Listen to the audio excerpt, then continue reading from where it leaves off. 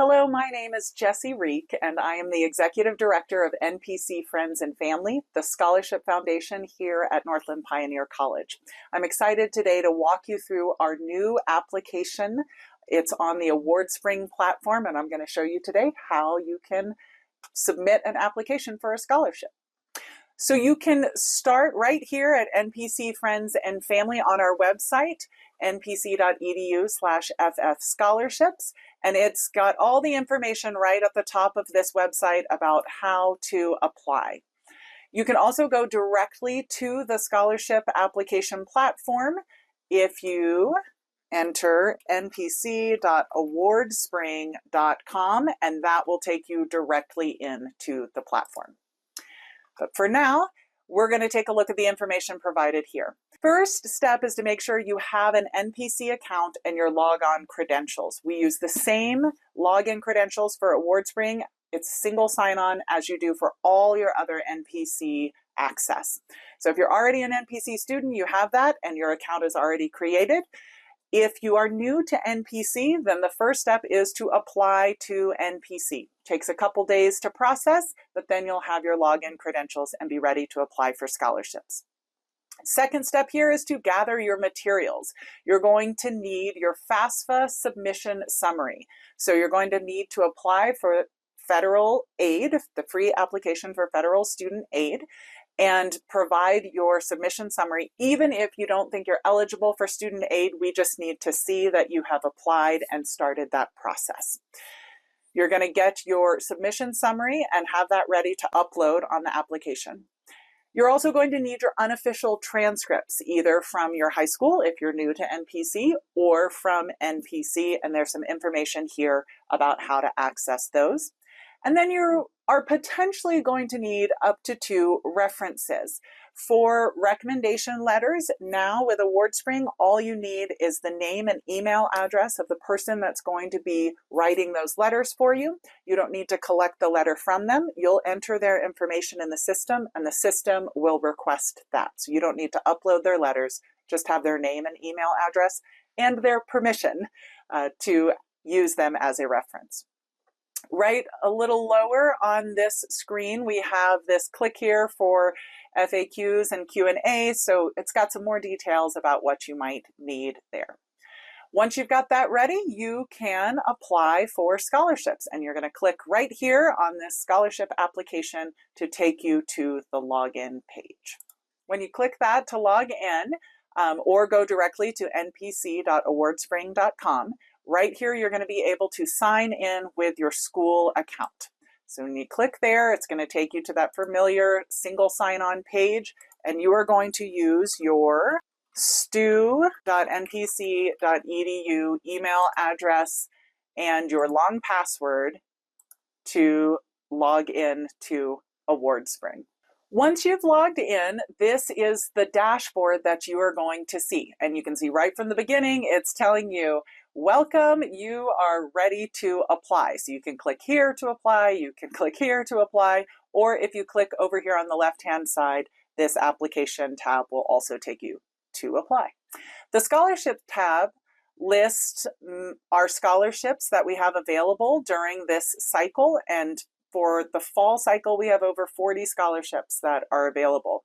You can win up to 2 awards, and once you complete this application, this general application, you will be considered for all of the scholarships for which you qualify. So once you click into the application, it's going to start with an introduction and instructions page. This is just providing you a little bit of background about how to complete the application. It has our contact information. And a couple important notes here. As you fill out the application, it is saving automatically, so you don't have to worry about hitting save or losing any of your work. And even after you finish the application and hit submit, you can continue to edit it up until the final scholarship deadline. We'll need your documents uploaded, and then there are 4 short answer questions, and this is replacing the essay we previously asked for, but this is your chance to let us get to know you. So really think about getting as much detail and as much passion as you can into those short answer questions. Then once you complete the general application, If there are any scholarships that you qualify for that ask for another essay or a letter of recommendation, they're going to show up as a task for you to complete once you've completed the general application. So we can click on to next step here. This first page you'll see is personal information, and so here you're going to fill in all of your personal information. The next page is academic information, and you can navigate through these tabs here on the application as well. And then the final one is documents and essays. So this is where you're going to upload your FAFSA submission summary, where you will upload your transcripts, and then where you will answer the 4 short answer questions.